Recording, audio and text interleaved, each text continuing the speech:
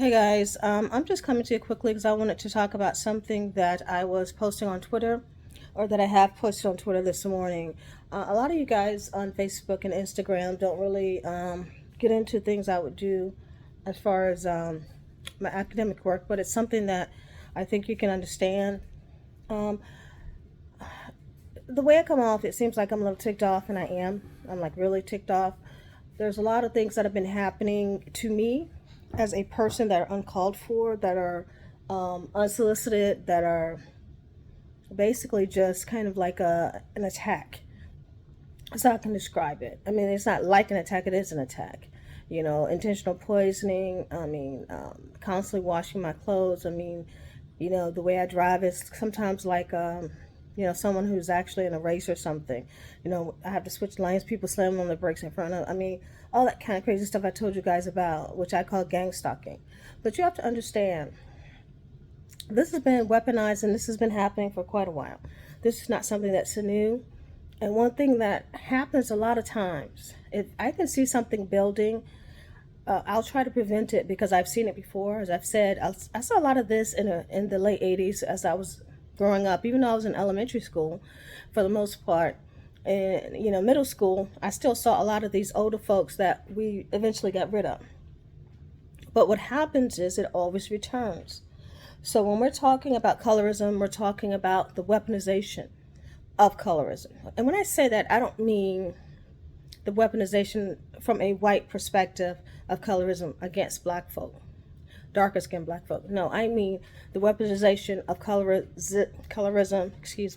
by dark skinned individuals because they're getting attention from white folks for whatever reason, because they feel like what they want to, you know, foster some type of white guilt.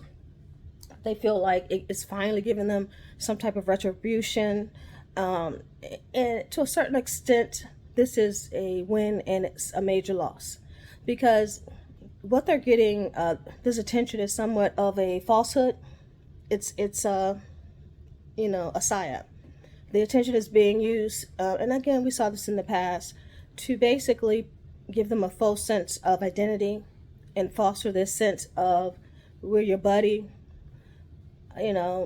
which to me, colorism has been totally exaggerated. But it's more so if you're a team player, you're dark skinned, from what my experiences have been, and I've worked in offices, I've worked out of offices, I've worked everywhere. What I've seen is the biggest indicator, and I'm from the South, from Virginia, the biggest indicator of colorism that I've seen has not been what is being touted, not only by some textbooks, but some of the older sociologists in the field. Okay, I'm not saying colorism does not exist. Please don't, misquote me. No, no, I did not say that. I did not say there was not a history of colorism, slavery, within a system of white supremacy, including the Blue Vein Society and all these things that we know historically have happened. Okay, everything in our society was shaped by slavery as far as what we know, until we know anything different, right? We're not going to go philosophically into if there was a earlier civilization before, the natives got here. Was it Tartar? Was it Mu? Was it, this, that, and the third? We're not talking about that at this time. I mean, I'll get into some philosophy things later. But what I'm talking about now in particular is about how the insecurity levels of certain folk are causing violence towards others. And I've talked about this in the past, and I'll continue to talk about it until you understand basically what's common sense. It's not that people don't know this, it's that they're ignoring it, because now they've been given a permission to ignore lighter skinned black folk as being someone who's riding on some type of pedestal that was given all these accolades of white privilege, which is an absolute fallacy, and don't experience any type of oppression, which I also expressed before, which is also a lie. There's a paper out there not even comparing, but calling lighter skinned individuals the same as those who have white privilege. And I'm like, what? That's a lie.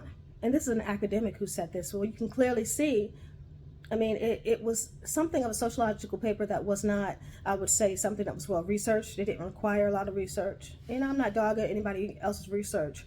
I mean, I've done bad research in the past myself. I'm not talking about that. I'm talking about the blatant logical fallacy that light skinned people are the same as those with white privilege. That's a lie. And that lie has been growing along with this all of a sudden big acceptance by Hollywood. And that's always something that tells you that something's wrong. I'm not saying there aren't people out there doing the right thing that do get accolades and acceptance in the African American community for what we're doing that's right. But I'm saying that's more rare than those who are doing, the wrong thing. And what happens is when kids really want affection or attention, this is how I see what's going on with the colorism issue, and people finally give them that attention, even though they know that it's weaponized to a certain extent. They may or may not choose to take advantage of it. So, for instance, if you have an individual that felt like they're getting some type of redemption and they're a little envious of lighter skinned individuals, they're going to weaponize that system. But this is what I saw happen during the process of this developing. It started with the Issa Rae situation, her first series, Awkward Black Girl, which I really, really liked. I'm going to be honest with you, because it was well written, and for someone who supposedly came out of nowhere, I don't know if she had Pharrell backing her from the beginning. I told you guys I'm from Virginia, and Pharrell is also from the same area.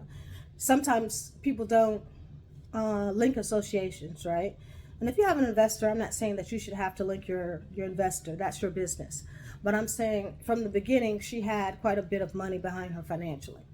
And then all of a sudden she was publicly put on by Pharrell. And at that point, she took off with the colorism issue. And then it became Insecure, the colorism issue. And I was so happy to see darker skinned black people in focus. And this was when the agenda set in, right? And I say that because it's a fallacy, right? You would think that if you could blame white people for something, if you're sitting here talking to a white person and you're like, man, I'm sure glad, we got this colorism issue straight, right? White person, and you're a darker skinned person, and they're like, yeah. Well, what should we do now? Well, I think to solve the colorism issue, we need to, and both of them, you see me walk in a room or some other light skinned person and go, yeah, we could blame her because she should have said something years ago about this. I mean, what kind of sense would that make? What kind of logical sense? If two people need to talk about an issue, and I've discussed this so many times with the corporations taking accountability, which they're doing so through guilt and false representation. I don't go for that. Through actual conversation with white people that doesn't involve any type of, back and forth, but actual true understanding of the entire issue, because colorism is not just lighter skinned individuals gaining, some type of attention or accolade or some type of help above darker skinned individuals. And even though I know the studies say that, they have been very, very, very old studies. We could take it back to slavery. Historically, you're absolutely correct. Absolutely correct, right? If we're looking at historical studies, right?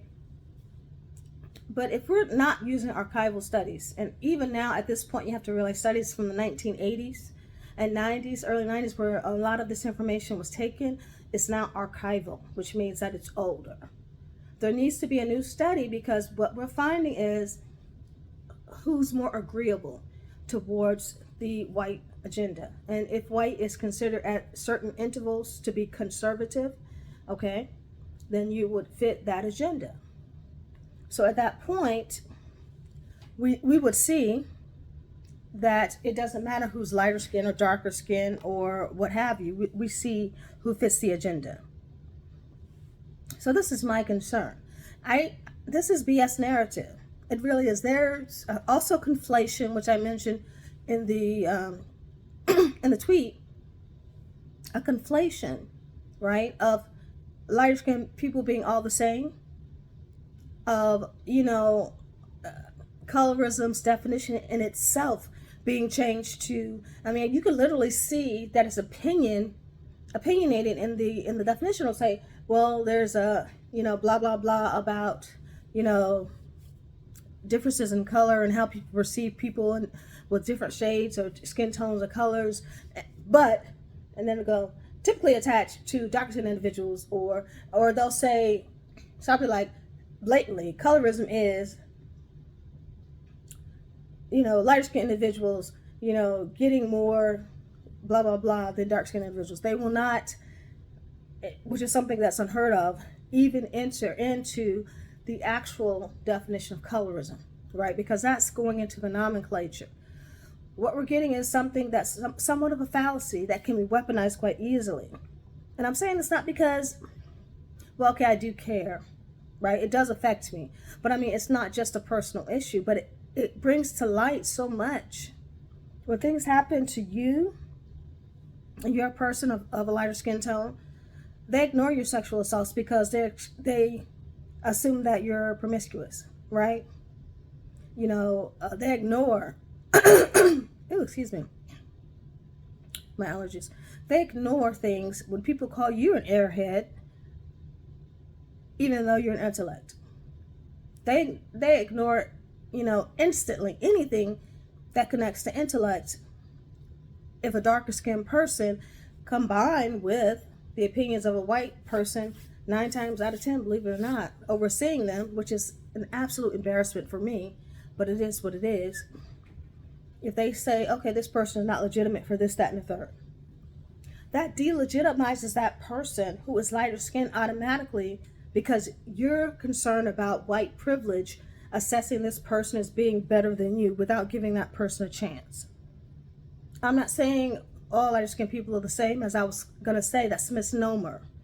And that's the problem again with the colorism debate. If we're talking about biracial people, multiracial people, which primarily are going to be the Hispanic populations that are coming in, Hispanic, also who call themselves Latina or Latino or what have you, Latinx. But Latinx generally will understand the objectification of these issues, so I'm going to leave them out of that. Black indigenous will understand, and also those who call themselves indigenous peoples will understand this issue. So they're generally not going to be a problem. But what you're perceiving as being somewhat close to what we like to call black, some are saying brown now. I'm not trying to get into that discussion right now. Call yourself what you like. As my son, who sees things directly because he has autism, he goes, Mommy, I'm not black, I'm brown. That's what it reminds me of. Where you see things and you say things directly the way you understand them. But theoretically, they are correct. We are brown people if this is our skin tone. But because there are so many shades of what we like to call black, we always go back to blackness, which is a compliment to darker skinned individuals, right? So it's a kick in the teeth for you to go and find some lighter skinned individual and be like, oh, now I can blame you for all these years of oppression, and then pretend like you don't have oppression yourself. And it's absolutely absurd, and it pisses me off because so many things happen, not only to me, but to other women that are biased because of this type of illegitimacy that you've attached. Now, you can attach poverty to a dark-skinned person and try to delegitimize them, but they're not going to do that because then they understand it's politically incorrect. But because you've attached this higher stature of where you should be financially to this lighter skinned person, you can't just do this, this, and this, regardless of their circumstances, then you've put an undue burden on the lighter skinned individual. And I know you say, oh, that sounds ridiculous. There are some lighter skinned individuals who primarily are biracial, who are multiracial, who are, those who are coming in of the Hispanic community, who lighten their skins, so forth and so on, who do benefit from systems of white supremacy because they participate in them. And this is what the distinction I think we need to understand and we need to make, not only in academia, but in real life. If you have someone that's participating in a system of white supremacy, and I don't mean being married to a person non-colored, that's not what I'm talking about. I'm talking about someone who actively participates in things that do not in any way aid in the African American struggle, the community, the voice, don't care. That is the person that you're talking about with colorism. I don't give a darn what shade of skin that you're actually trying to describe. And there needs to be a distinction. There needs to be a distinction in print. There needs to be a distinction when you're speaking. Because I don't want any children coming along having low levels of self-esteem because they were assaulted sexually. Because there is a sexual connotation which comes from slavery. All those lighter-skinned individuals who were in the master's house were also being assaulted by master. Do you think that you're the only one out in the fields who was assaulted by him? No. They were assaulted as well. Now, if you think they were treated better, that is historically correct. They may have been. But some were darker-skinned individuals who kissed their behinds who wanted to make it to the big house. You know what I'm saying? So I see a scenario here that's similar. And I'm sorry if I see it that way. I just do. I don't like people who use other people. I do not. And I don't like people who are shills, so to speak, excuse the expression, but a shill, nothing, who are weaponizing the system and showcasing all of these dark-skinned faces and then delegitimizing lighter-skinned individuals, even if they themselves are, because they may be biracial. So that's an easy step into white supremacy. You see what I'm saying? If they may be someone who feels like this division is going to aid them in one way or the other. Now, you need to ask yourself what or who or what system or who would benefit from us dividing in this particular way. What systems, what people, what groups? Who's the largest minority group right now who identifies with white supremacy in 85% of the cases? I'm going to let you figure it out. And no, it is not African American. I've mentioned this before. Who would benefit from you blaming someone else for the fallacy of white supremacy, which instituted in this country, I should say, the idealism of colorism, right? Or I should say the ideal of colorism. Because if we go overseas, we see it too. And what is the true problem with colorism? What's the basis of it? What's scary about being dark for people? And lighter skinned people are not going to be able to, in any way, shape, or form, correct that. Now, I've mentioned before that my mother is a darker skinned individual, and it is abusive to children for you to in any way insinuate that lighter skinned person is going to be promiscuous in sex, is going to be delegitimized because of their lighter skin.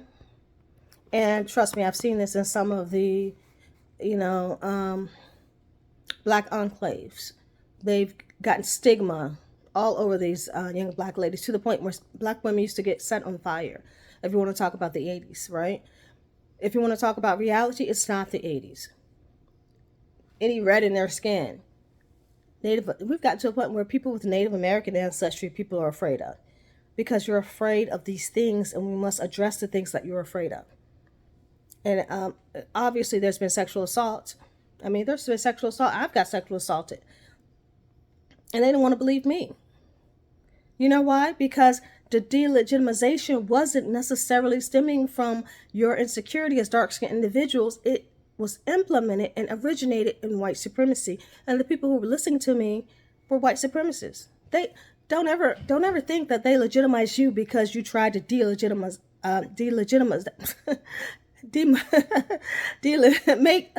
make lighter-skinned individuals illegitimate. They did not make you more legitimate because you're not making yourself look better by doing this. You're making yourself look foolish. You can call yourself conservative. You can call yourself whatever you choose to call yourself, but you're making a fool of yourself. If you're a lighter-skinned individual who's close to white and says, hey, it's time to separate, and we're going to R-word all of these lighter-skinned individuals until they decide to come to our side, or, which is really a true thing when you're looking at gang warfare and all of this kind of stuff. We've really got some serious housekeeping to do in the African-American community. Now, last thing before I go, because I do have to go, I have to get out of here, is what I've addressed before. Allergies are kicking my behind today. And this is the last time I'm going to address this. I'm not going to lose my temper. I'm not going to, in any way, threaten anyone. I've addressed it before, and I'll continue to address it. There is this campaign, which I just mentioned, to delegitimize delegitimize lighter skinned individuals, in particular those who have mixed ethnic ancestry, okay? And I want you to hear me when I say that. Mixed ethnicity. Now, if you want to consider Hispanic people to have mixed ethnicity, they do, a lot of them, but they cover that with Hispanic colonialism. And that Latinas, whatever you name them, that's why I say it doesn't matter. They're just mixed ethnicity individuals who decided to rename themselves something. And if you think I'm a bigot, African American people did the same thing. Africa didn't have all the same ethnicities. Asia didn't have all the same ethnicities that, those who were part of the Native American community. And of course, Native Americans are, different ethnicities within their own group. Yeah, and yes, white people do have ethnicities as well, if we want to really go there, because we have white ethnicity within a lot of all of us. I'm just trying to put it to you so you can understand. This conversation is ridiculous. It's a lot of internalization of racism. It's a lot of people out here trying to gain from lying on people, using people, promoting people as things that they're not. As I mentioned, prostitution, drug use. They're out here. I'm not here moving because people beside me, they put a bunch of crazy people, whatever, they're on drugs or whatever, they expect for me to think it's some type of coincidence. And I moved to an upscale neighborhood. I moved to a moderate neighborhood. I moved, to pretty decent neighborhoods. But where I'm moving, it's not, coincidence that it's happening everywhere. And then they're going to try to sit down here and in some way insinuate that it's a stereotype for lighter skinned individuals, so it must have something to do with me, like that Felicia on Friday. And who's doing this insinuation? Now, this is going to surprise you. There are some black men who really get turned down a lot by women like me, and they would participate in this in a heartbeat. They might be participating in it now. They'll participate from A to Z. Oh, yeah, she's all these things, or she could be any of those things, because, I wanted to date her one time, but now all of a sudden I'm promiscuous. I'm not talking about that crazy prime minister dancing or some crazy crap. Who wants to see some skinny white woman dance at a party? Nobody cares what she does. However, your privacy is your privacy. You're a private individual, even if you have a public life, right? But the part about her having kids and being married and then going out and dating other people, all this kind of stuff that they're talking about, that's a bit strange. But again, whatever lifestyle you choose, you and your husband may have an open marriage, which I consider to be fake, but because you really just want to be single, but you're married for, the money and the publicity and so forth, the social status that it gives you. Shut the door. Come here. Sorry. So this is what I'm saying about lighter skinned individuals. You're saying it automatically gives you social capital. I'm about to go, baby. Just sit down. What are you doing? Get your shoes. I'll play on piano. Stop arguing. Okay, get your shoes. Okay. Please. It automatically gives you social capital, and that's a lie. Because I've seen so much charisma from darker skinned individuals get them into the best positions, who they know, and so forth and so on. It has absolutely nothing to do with my lighter skin. I don't care if I come in with multiple degrees. If I don't have that charisma, I'm not getting that position.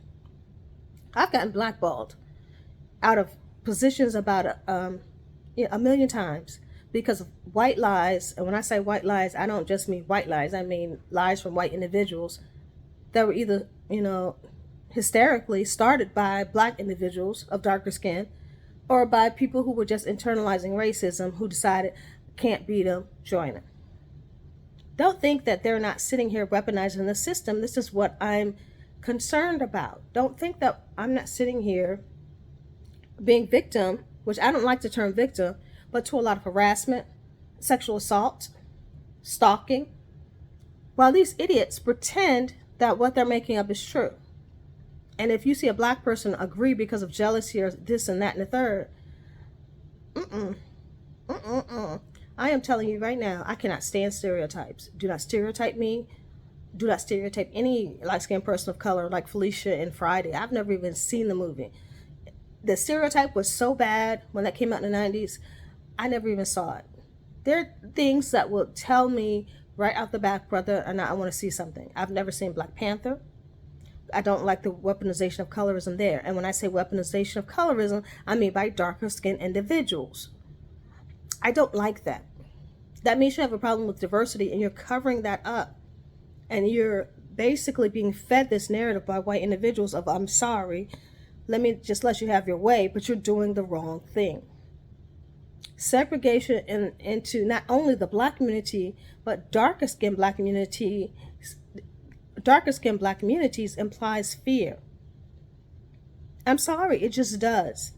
It implies ignorance to me because you're fearful of what other people think, and you want to show other people that you could do it, and you're going to go totally dark skinned, and you're going to have, of course, one white person in there is either the mentor or the protagonist, and you're going to, and to me, that's internalizing and projecting.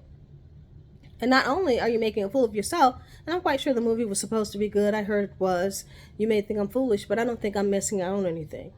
I've never watched Insecure, because I didn't like the fact that, it was such an issue about colorism and dark-skinned people being underrated.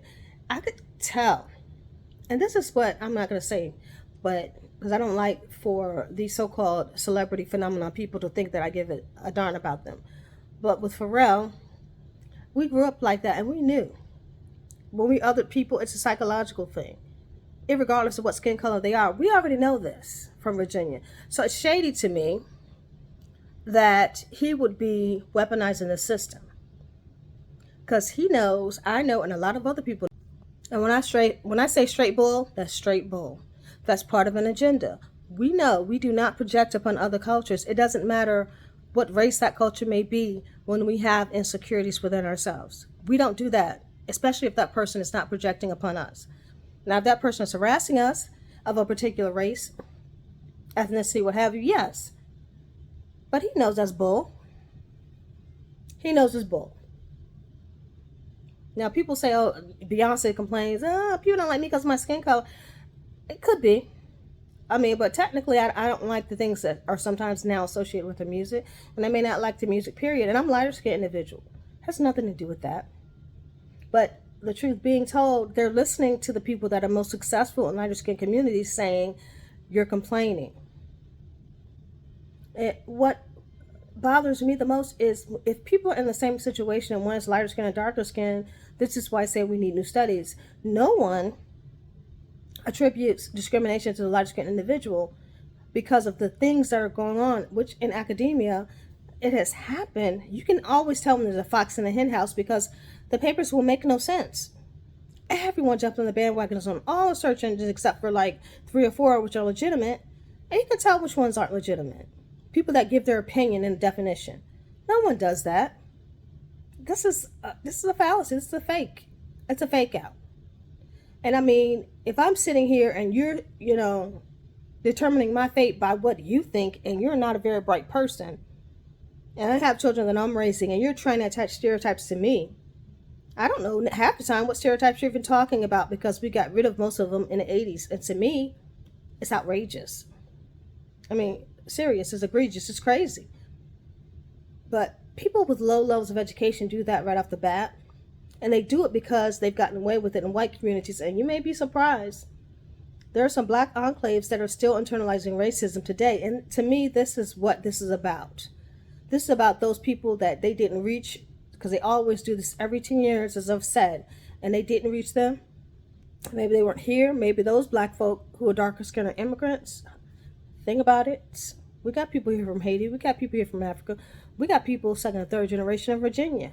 Although they don't act like this, turning on one another and disrespecting one another. I understand you're offended by white supremacy and the system of colorism, of the hierarchy that has been created. I'm not saying it doesn't exist. I in no way say it never existed. I've never, ever, ever denied that.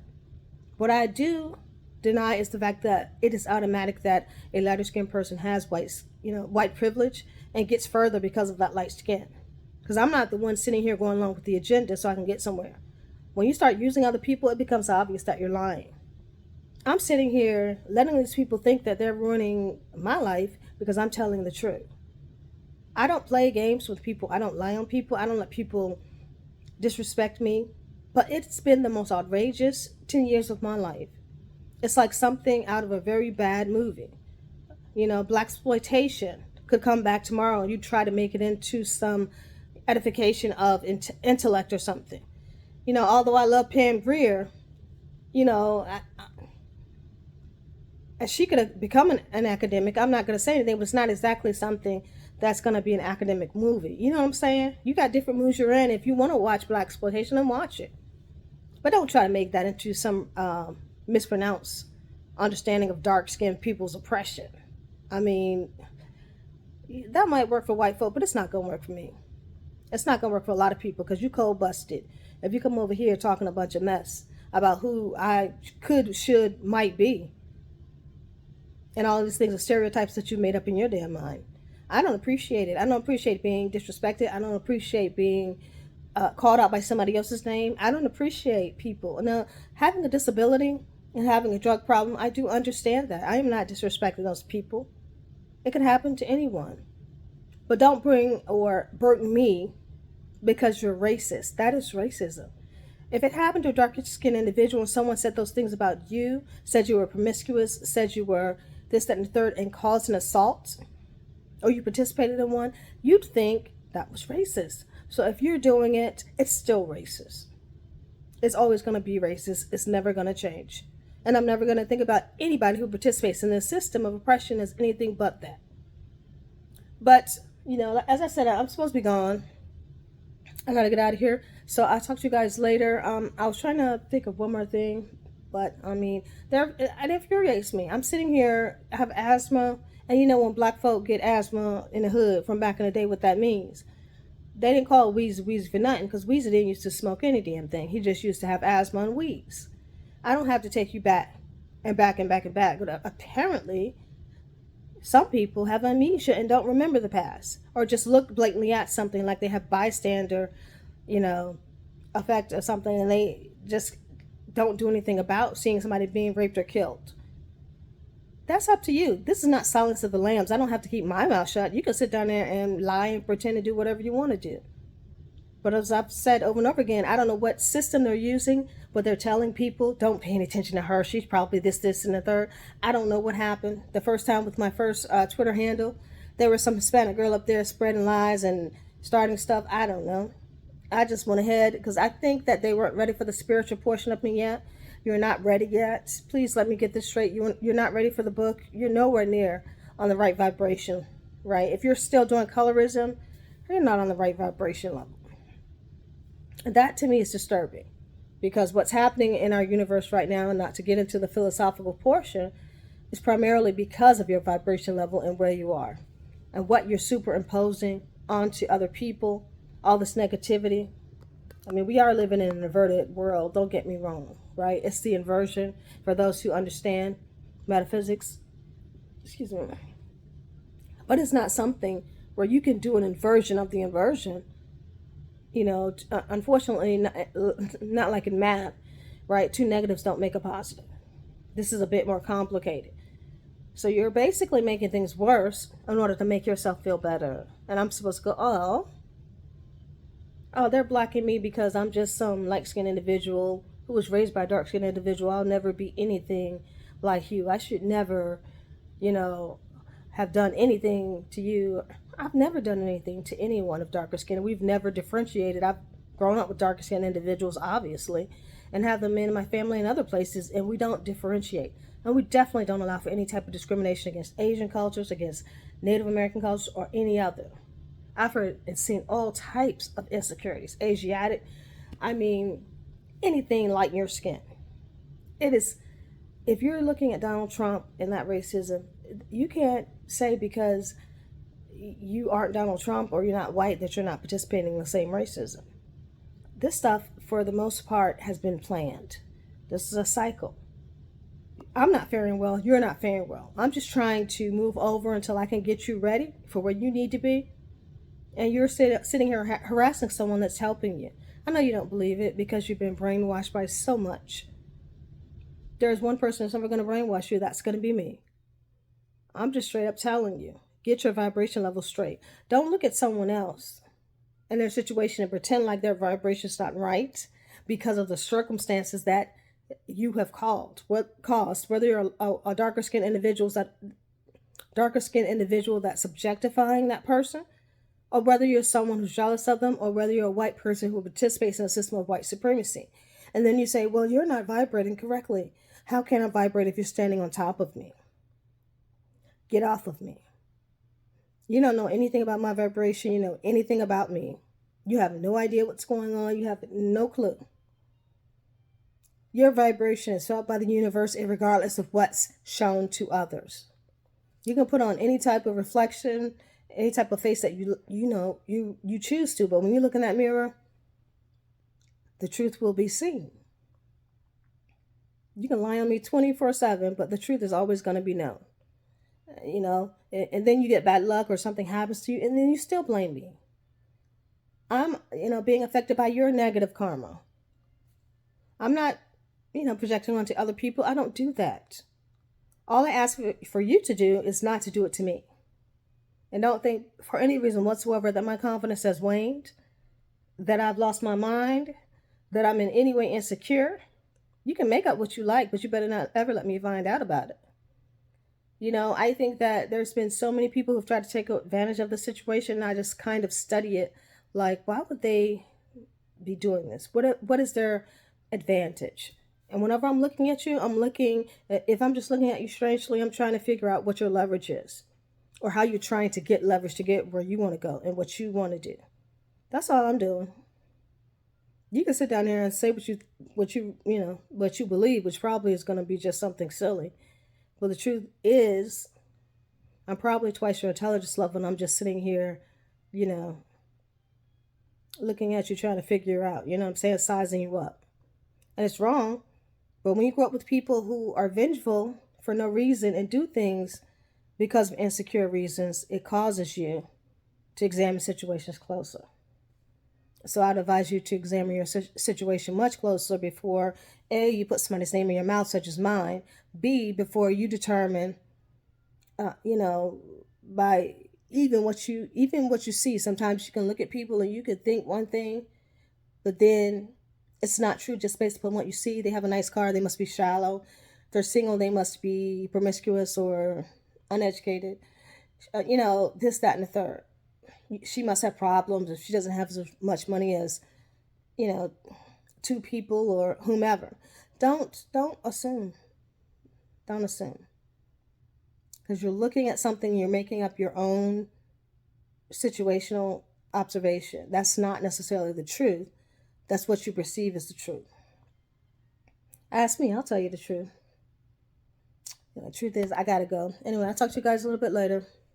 Bye.